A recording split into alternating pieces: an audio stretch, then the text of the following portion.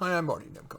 Amid COVID, many employees are feeling increased pressure to perform well, lest they become a COVID economic casualty. Well, here are some keys to employee success that are applicable across many jobs. First, what I call meeting moxie. Meetings are showtime, so prepare, if not rehearse.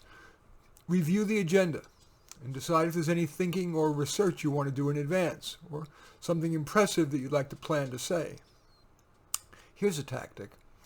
Wait in the meeting. Wait until everyone has had their say on a topic.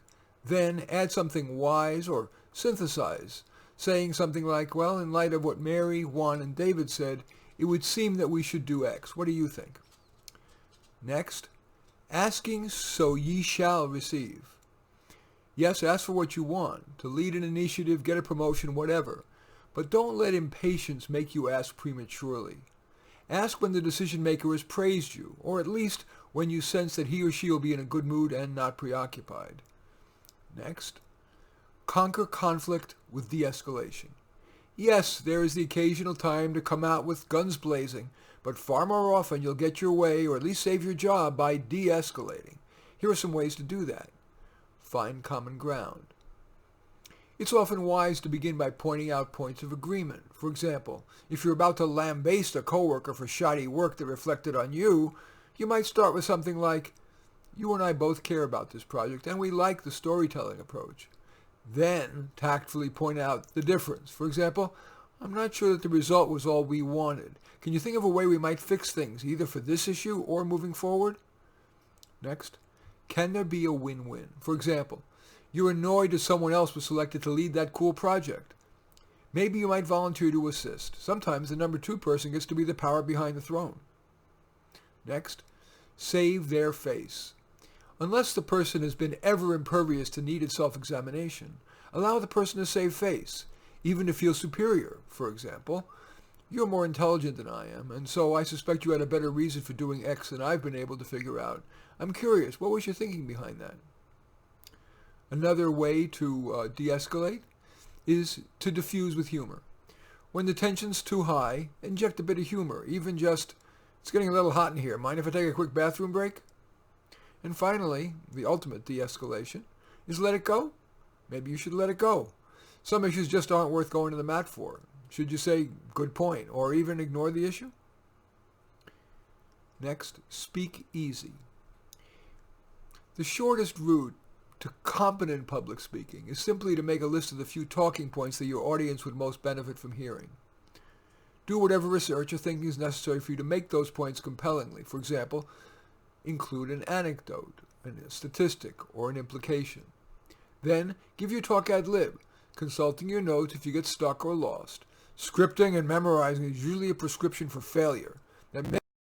That leaches the needed chemistry from your talk, or you'll forget your spiel, get flustered, and have a hard time recovering. Next, manage your boss. Get clear on your boss's priorities and the type of interaction that he or she prefers, frequent or infrequent, concise or comprehensive, fact-centered or feeling-centered, flattering, neutral, or critical. The latter, that is, being critical, alas, is rare, even among managers who claim to welcome criticism. Next, master office politics. Figure out where the power really resides. Then be subtle in your ingratiation. Yeah, people like to be praised, but do it too much, and you'll be seen as a dishonest suck-up and pay a price. It's safer to ingratiate yourself by offering to be of assistance. For example, I have a little extra bandwidth. If you could use help on that project, I'd welcome your letting me know. When there's conflict between 2 power players, avoid taking sides. If asked, it's usually wise to explain that you can understand both of their perspectives. Optimize your ongoing learning. The most efficient learning is generally just-in-time learning. When there's something you want or need to know, Google it to find an on-target article or video, or attend, quote-unquote, what I call the Hey Joe School. Ask a coworker or fellow member of an online forum for the answer. You need deeper knowledge than that? Try a short, highly rated webinar or online class found on LinkedIn Learning, Udemy, Udacity, or Coursera. Or hire a tutor, maybe a coworker or someone who teaches a class on what you want to learn. For example, that software that your organization deems mission critical. Next, networking strategically. Even if your job is secure, build in a bit of networking. Maybe participate in an online forum for people in your profession, or reach out to set up an occasional, even regular coaching sessions, or consistent with COVID restrictions, get together for a walk, a meal, or a drink. Next, managing projects. Many jobs require managing a project. Perhaps learn a project management tool such as Monday, or even Excel. The art is in estimating the resources and time needed. Don't be afraid to ask a more experienced person for an educated guess on those. And finally, managing people. Modern management is more about gentle guidance than about authoritarian ordering. That said, the good manager is crisp, knowing when to stop getting input and make a decision, and when to make a decision without any input, sharing your reasoning, usually, to the troops. Another key to effective people management is to recognize that one size does not fit all. Supervisees vary in their need for training, supervision, and accountability, and of course, in the sorts of tasks they're given.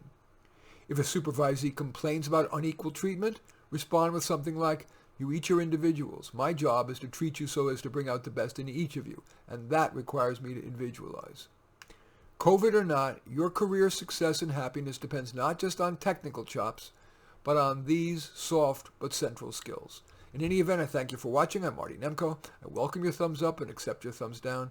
I always look forward to your comments, and I especially like it if you hit the share button below. Share on your social media so that my efforts can have broader impact. And I am flattered if you choose to subscribe to my channel. And in any event, I do thank you for watching. I am Marty Nemko.